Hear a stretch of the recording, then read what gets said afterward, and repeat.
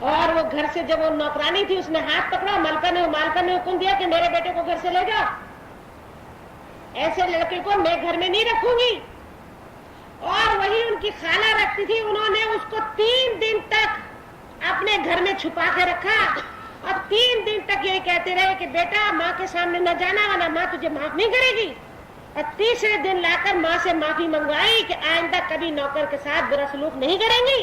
اور ماں نے یہ کہا کہ میں معاف نہیں کروں گی, پہلے نوکر سے معافی منگواؤ تو میں معاف کرتی ہوں, کیونکہ قیامت کے دن مجھ سے نہیں پوچھا جائے گا, اس نوکر سے پوچھا جائے گا. اور مجھ سے تو اللہ یہ پوچھے گا اپنے بچے کی یہ تربیت کی تھی تم نے.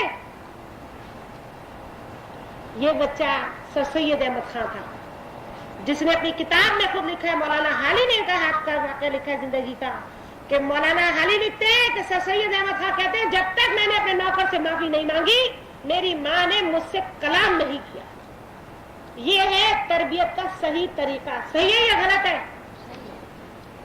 ہم کیا کہتے ہیں, ہم تو اپنے اس بچے کو بہت سر میں چڑھا کے رکھتے ہیں جو نوکروں کو سیدھا کر دے, ایسا ڈانٹے جیسی کوئی نہیں. تیرا باپ جو ہے نا وہ تو تیرے اپنے نوکروں سے آرام سے بولتا ہے, تو جا کے اس کو ڈانٹ کے نکال کر آ.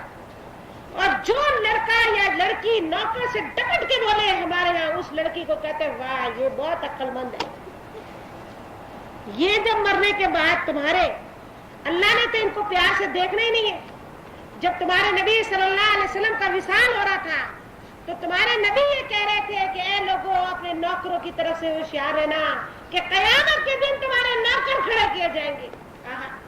ہمارا تو بیٹوں میں اور بیٹیوں میں اور بہوؤں میں ماشاءاللہ سب سے ہر دل عزیز وہ بچہ ہے جو نوکر کو ایک پاٹ ڈانٹے اور ڈانٹ کے کھڑے کھڑے نکال دے. میرے خیال میں ہم سے کوتاہی ہوئی ہے.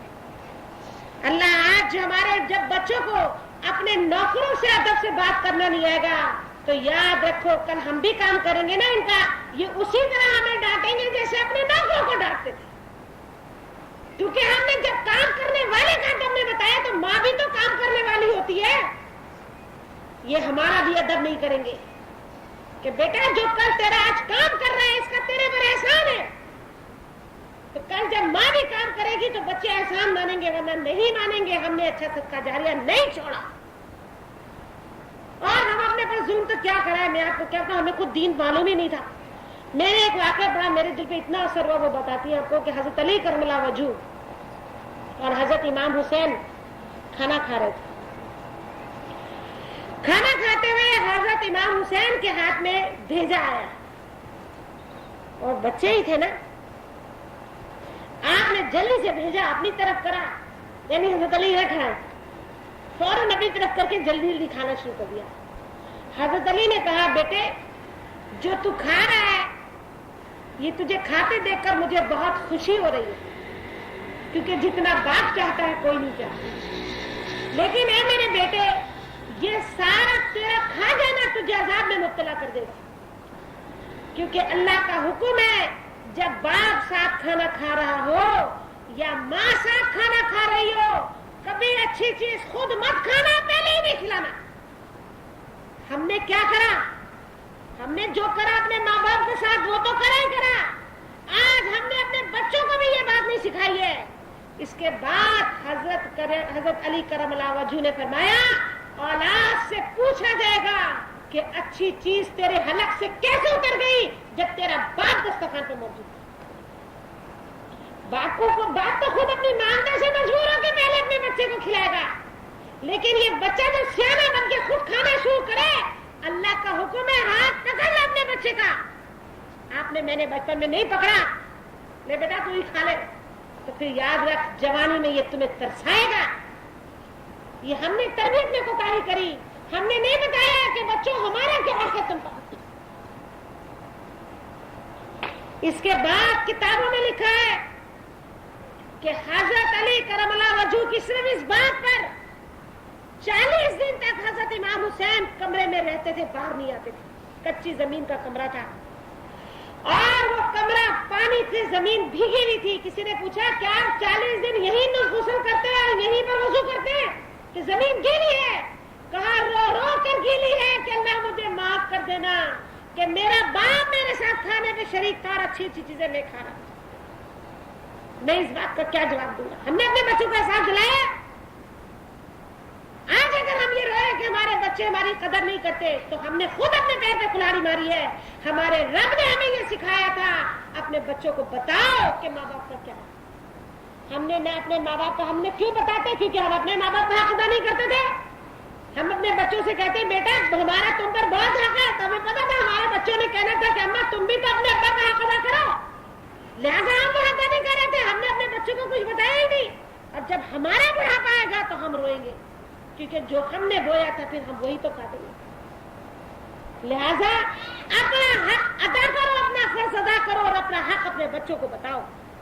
देखो तुमने सही बच्चे पैदा किए हैं कि बखील बच्चे पैदा कर। कैसे तुम उम्मत मोहम्मद को छोड़कर जा रही हो? कुछ बच्चे तो तुम्हारी गोदों में भी पल रहे हैं ना। देखो तुमने कैसे बच्चे पैदा करे। अल्लाह की कसम अल्लाह हमें माफ कर दे। ये फकीरों और साहिलों को तो क्या देंगे, इनके दिल इतने तंग है कि बहनें आ जाए तो इनके मूड खराब होने लगते हैं।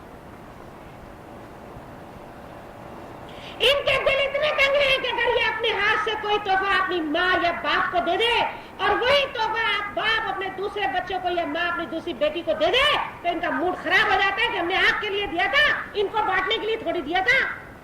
यानी ये अपनी दी हुई चीज के बाद भी उसको अपनी इख्तियार समझते हैं कि जहाँ वो चाहे खर्च करे, आपको इतना इख्तियार नहीं है कि जहाँ आप चाहे खर्च करें। आप इतनी सखी औलाद छोड़ के मर रही, आप क्या समझती हैं कि आपके मरने के बाद ये आपके बच्चों का ख्याल रखेंगे? कभी नहीं।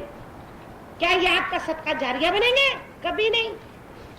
रसूलुल्लाह सल्लल्लाहु अलैहि वसल्लम ने फरमाया, देखो तुम कैसी औलाद छोड़ा, अपने बच्चों को देखो कि तुमने कैसा औलाद तैयार की, कैसी बेटियां तैयार करी।